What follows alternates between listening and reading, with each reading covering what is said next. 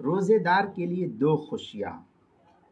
جو حدیث مقدسہ کے اندر بیان کیا گیا ہے کہ روزے دار کے لیے جو ہے دو خوشیاں ہوتی ہیں، وہ کیا ہے؟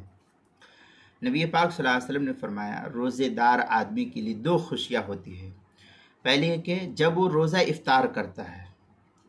اس وقت بھی اس کو خوشی ملتی ہے، اللہ کے حکم پر عمل ہوا۔ ایک خوشی ہے کہ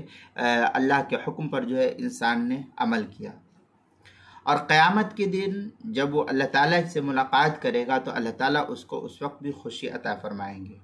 اور یہ سب سے بڑی نعمت ہے۔ ایک تو یہ کہ اللہ کے حکم پر عمل، یہ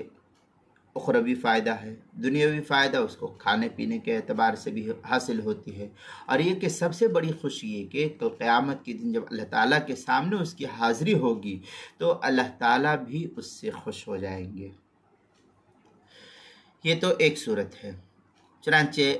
جمع الفوائد وغیرہ کے اندر للصائم فرحتان، فرحت عند فطورہ و فرحت عند لقاء ربہ، یہ جمع الفوائد جلد نمبر 1 صفحہ نمبر 405، الترغیب والترہیب جلد نمبر 2 صفحہ نمبر 203 پر اس کو نقل کیا ہے۔ یہ تو ایک صورت تھی۔ دوسری صورت یہ کہ روزہ کھولنے کے وقت حقیقی روزے دار کو کیوں خوشی ہوتی ہے، اس کی وجہ کیا ہے؟ تو اس کا سبب یہ ہے کہ انسانی جسم کی ترکیب مختلف عناصر سے اللہ تعالیٰ کی طرف سے بنائی گئی ہے۔ غلبات شوق میں طالب کی یہ حالت ہوتی ہے کہ نفس مطمئنہ کے گھوڑے پر سوار ہو کر کے بے آب و دانہ جاتا ہے، نہ خود کھاتا ہے نہ نفس مطمئنہ کے گھوڑے کو کھانے دیتا ہے۔ گھوڑے سے مراد یہ گھوڑا نہیں ہے، مطلب یہ ہے کہ جو نفسانی خواہشات ہے دنیاوی زندگی کے اندر رہتے ہیں، تو نہ خود کھاتا ہے اور نفس کو بھی جو ہے کوئی چیز کھانے کو نہیں ملتی ہے، کیونکہ اللہ کی دیدار کا وہ طالب ہے، اور اس طلب میں بھوکا رہنا یہ شرط ہے اللہ کی طرف سے، جیسا کہ حدیث پاک کے اندر ہے صوموا لرؤیتہ، اللہ کے دیدار کے لیے روزہ رکھا کرو۔ جانے کی منزل دور ہے انسان کی، اور وَإِنَّ إِلَىٰ رَبِّكَ الْمُنْتَهَىٰ، یعنی منزل کی انتہا تیرے پروردگار تک ہے، کہ انسان جو ہے اللہ تک پہنچے تو ایک ابھی اس کی منزل بہت دور ہے۔ سواری نے جب ایک منزل طے کی، یعنی ایک دن کو مکمل کیا، صبح سے لے کر کے شام تک پورے دن کو مکمل کیا، دن مکمل ہوا، مغرب کی نماز کا وقت آ گیا، بھوکا پیاسا چلتے چلتے گھوڑا تھک گیا ہے،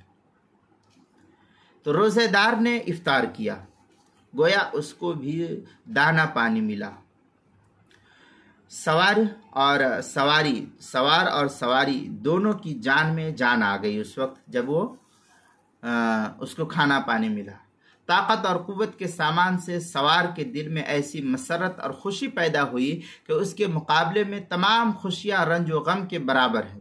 کیونکہ یہ طاقت و قوت بہترین مقصد اور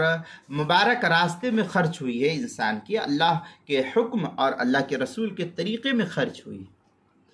اب رہی یہ بات کہ دوسری خوشی اس بارے میں بھی یہ کہ ہمارا خیال تو یہ ہے کہ شاید ہی اس کو کوئی بیان کر سکے۔ اب یہ دوسری خوشی جو کھانے پینے کے اعتبار سے انسانی جسم کو میسر ہوتی ہے، وہ تو ہر شخص خود ہی اس کا اندازہ لگا لیتا ہے، کیونکہ وہ خوشی اور ذوق ہے کہ من لم یذوق لم یعرف، جس نے نہیں چکھا وہ نہیں جانتا۔ اس کی شان ہے کہ دیکھو 70,000 پردوں کے بعد آفتاب دیدار ہے،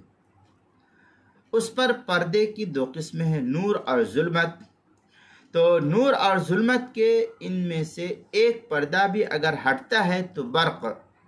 روشنی، جمال دیکھنے کی بصارت کو جلا دے دیتی ہے۔ اسی وجہ سے جو ہے انسان اس دنیاوی زندگی کے اندر قوت الہیہ اور جو طاقت اللہ کی طرف سے ملتی ہے اس کی وجہ سے اس کو خوشی ہوتی ہے۔ تو ایک تو یہ کہ دنیاوی زندگی کے اندر اس کو جو کھانے پینے کے وقت میسر ہوتی ہے تو وہ اس کو ایک دم خوشی ہوتی ہے، کہ جیسے ہمارے بچے، ہم خود بھی کہتے ہیں کہ دیکھو آج افطار میں ہم یہ کھائیں گے، یہ کھائیں گے، یہ کھائیں گے، اور سب چیز لے کر کے آ جاتے ہیں، تو یہ انسان کو جو جسم کے اعتبار سے جو ہے قوت محسوس ہوتی ہے اور خوشی محسوس ہوتی ہے۔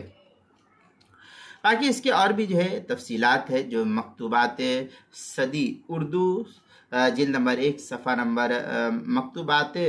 صدی جلد نمبر 1 صفحہ نمبر 239 مکتوب نمبر 33 مطبوعہ HM سعید کراچی پاکستان کا چھپا ہوا نسخہ ہے اس کے اندر۔ اسی طریقے سے روزے کے مسائل کا انسائکلوپیڈیا حروف تہجی دال، عنوان ہے 2 خوشیاں، صفحہ نمبر 88 اور صفحہ نمبر 89 پر جو ہے اس کو نقل کیا گیا، وہاں دیکھا جا سکتا ہے۔